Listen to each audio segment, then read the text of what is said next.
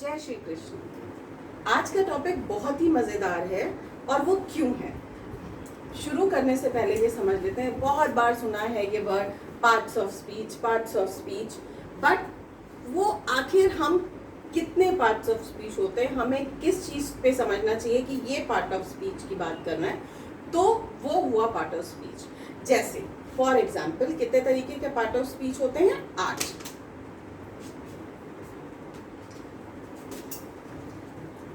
8 part of speech होते हैं। पहला हुआ नाउन, दूसरा हुआ प्रोनाउन।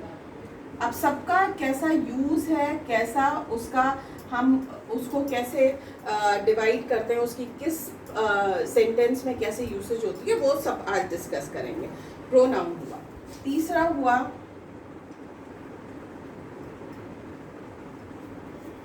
एडजेक्टिव। चौथा हुआ verb, very important. Without this you can't make a sentence, create a sentence, कुछ नहीं। ऐसा नहीं कि और सब चीजों की जरूरत नहीं पड़ती, but verb is something very important. Then हुआ फिफ्थ हुआ एडवर्ब। सिक्स्थ हुआ प्रेपोजिशन। सेवेंथ हुआ कंजंक्शंस और एट्थ हुआ इंटरजेक्शंस। अब एक एक करके हम सबको समझेंगे कि आखिर ये होते क्या हैं। ओके, सो सबसे पहला हमारा है नाउन। नाउन जो कि हम लोग बहुत अच्छे से अब समझ चुके होंगे कि noun is a naming word. Okay, noun को हम रखते हैं नेमिंग वर्ड पे, और नाउन को सिर्फ नेमिंग वर्ड ना करके अगर हम इसको दें, इसकी कैटेगरीज में दें, सबसे पहले हुआ प्रॉपर नाउन जो कि पर्टिकुलर पे बात करते हैं। दूसरा हुआ कॉमन नाउन जो कि इन जनरल बात करते हैं। तीसरा हुआ एब्स्ट्रैक्ट नाउन। चौथा हुआ कलेक्टिव नाउन।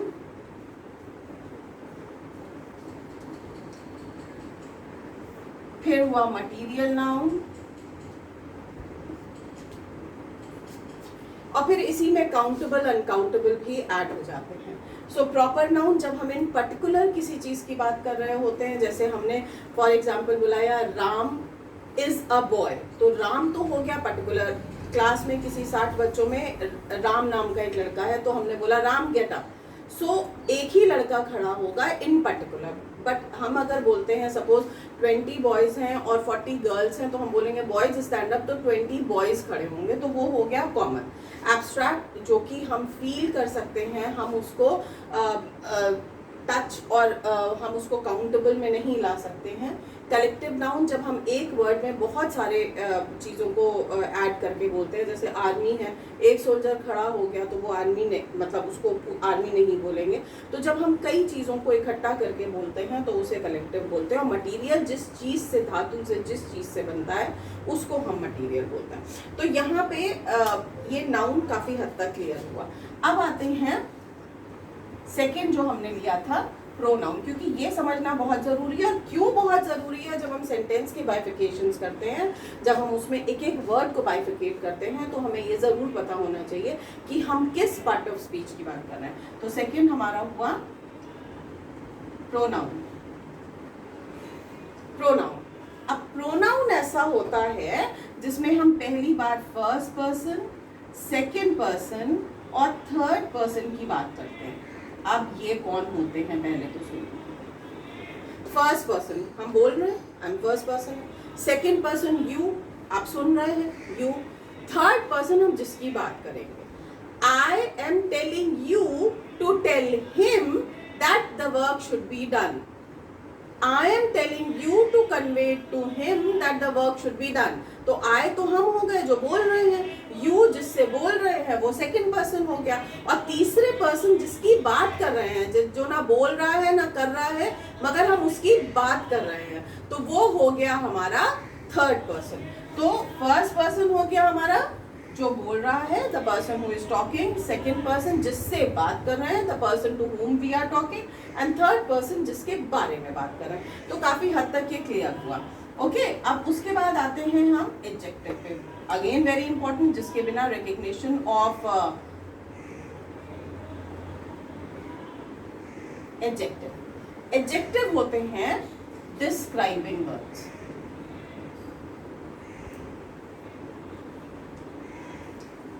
डिस्क्राइबिंग वर्ड्स, और किस चीज को डिस्क्राइब कर रहे होते हैं? नाउन और प्रोनाउन। जो सब्जेक्ट, हम किसी चीज की क्वालिटी के बारे में बता रहे होते हैं जब, तो हम उसकी बात करते हैं। जब हम किसी चीज की क्वालिटी और उसके बारे में बात कर रहे होते हैं तब हम एडजेक्टिव की बात करते हैं। जैसे एडजेक्टिव, और इसके कई सारे काइंड होते हैं, क्वालिटी, क्वांटिटी, डेमोन्स्ट्रेटिव, ये सारे इसके काइंड होते हैं। वो तो बहुत डीप स्टडी हो जाएगी उस पे जाने के लिए। फॉर एग्जाम्पल अभी के लिए देखते हैं, जैसे he is a good boy, तो हमने बॉय की क्या क्वालिटी बताई? गुड बताई। And soldiers are very brave, तो हमने क्या क्वालिटी बताई? वो हमने उसको बताया कि वो ब्रेव हैं।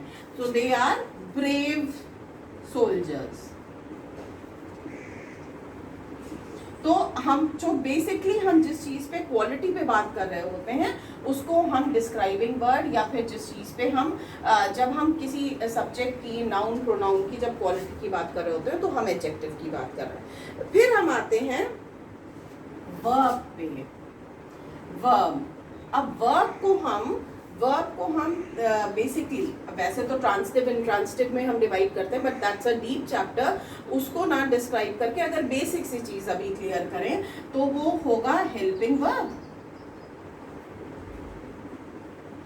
और मेन वर्ब। ये कैटेगरी समझना, हम ये नहीं कह रहे ट्रांसिटिव इंट्रांसिटिव नहीं समझना चाहिए, बट ये समझना ज्यादा जरूरी है। यहीं पे रिकग्निशन में ही गलती होती है। ट्रांसिटिव इंट्रांसिटिव तो फिर भी समझाया जाए तो एक बार को बच्चे उसमें मार्क कर लेते हैं कि ये सेंटेंस ट्रांसिटिव है, ये नहीं ट्रांसिटिव है, जब हम ऑब्जेक्ट और सब्जेक्ट वर्ब ऑब्जेक्ट और कॉम्प्लीमेंट के हिसाब से चलते हैं। बट जहाँ पे वर्ब मार्क करने की बात होती है, या तो हेल्पिंग वर्ब छोड़ देते, जैसे हेल्पिंग वर्ब कौन से? Is, am, are, was, were, has, have, had, do, does, did, basically जिनके साथ हम मेन वर्ब लगाते हैं। अब मेन वर्ब क्या हुआ है? टॉक, वॉक, सिंग, सो ये सब हुए हमारे main verb. Teach, study, I am teaching, you are studying, so ये सब हमारे मेन वर्ब्स हुए। सो हेल्पिंग वर्ब और मेन वर्ब समझना, क्योंकि सबसे पहली चीज क्या आती है? Mark the verb. Mark the verb जब हमने बोला तो हम अब किसकी बात कर रहे हैं? Marking of the verb, recognition of the verb की। तो ये समझ लिया। और वो डीप चैप्टर्स जो हैं ट्रांसिटिव एंड इंट्रांसिटिव, वो सब, वो तो पूरा समझना पड़ेगा कि आखिर उसका कॉन्सेप्ट क्या है। They are conceptual. तो अभी तो हम ये समझ रहे हैं कि पार्ट ऑफ स्पीच कौन से होते हैं और उनको हम कैसे डिवाइड कर सकते हैं, ठीक है, सेंटेंस में। अब आते हैं हम एडवर्ब पे। ये हुआ हमारा पांचवा, एडवर्ब। एडवर्ब अपने आप में ही एक डेफिनेशन है। एडवर्ब जो वर्ब की मीनिंग में कुछ ऐड करे उसको हम बोलते हैं adverb. The word that adds into the meaning of something to the meaning of the verb, an adjective or another adverb. जैसे he worked on the sum quickly। अब इसका एक इंडिकेशन दे लेते हैं कि सफिक्सेस थोड़ा बहुत तो समझा ही चुके हैं नाउन, एब्स्ट्रैक्ट नाउन पे। तो इसका एक सफिक्स होता है ly, उससे बहुत जल्दी हम समझ जाते हैं। अब ये कहीं पे भी नहीं कहा गया कि ly लगाया और सारे वर्ड्स बन गए, बट मोस्ट ऑफ इट, और बहुत से ऐसे भी एडवर्ब्स हैं जहाँ पे ly नहीं भी लगता है। जैसे the flower, this flower is very beautiful।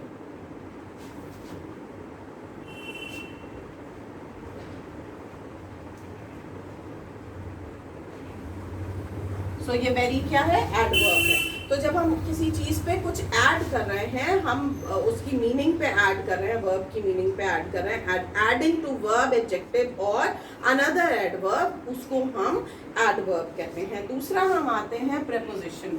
जैसे बहुत हर चीज का अपना एक डिमेंशन होता है और अपना एक इंडिकेशन होता है कि उसके बिना हम नहीं कर सकते। प्रेपोजिशन के बिना तो हम सेंटेंस मतलब longer sentences when we talk of, these are the connectors actually. These are the connector between one noun to another. Whenever you will see a preposition, preposition is used with noun or pronoun to see how the person or thing denotes another noun and pronoun. तो एक तरीके से noun और pronoun का, noun और pronoun say that is उससे relation क्या है। आप जब भी देखेंगे प्रेपोजिशन जब भी यूज होता है तो एक नाउन का या एक प्रोनाउन का किसी उसमें एक रिलेशन बता रहा होता है, और अगर रिलेशन पता चल रहा है तो वो प्रेपोजिशन। जैसे फॉर एग्जाम्पल प्रेपोजिशंस कौन से, विद, हम पहले प्रेपोजिशन लेते हैं फिर उसके सेंटेंसेस बनाते हैं। जैसे हुआ विद, अब ही इज विद ही, तो पहले तो ही इज, तो ये एक तो ये हो गया विद हिज अंकल। तो ये जो है ही और हिज अंकल में रिलेशन बता रहा है। दूसरा प्रेपोजिशन लेते हैं, कोई भी प्रेपोजिशन ले, हम उसके रिलेशन के बिना नहीं बता पाएंगे। विद लिया, अब ले लेते हैं to. Give this book to her, तो हमने दिस बुक का रिलेशन हर से बता दिया। ठीक है, तो जब हम रिलेशंस की बात कर रहे हैं तो हम वहां पे प्रेपोजिशन को ऐड ऑन कर रहे हैं। ठीक है, अब आते हैं सातवें पे। सातवां होता है हमारा कंजंक्शन। कंजंक्शन जो होता है, कंजंक्शन इज जॉइनिंग वर्ड।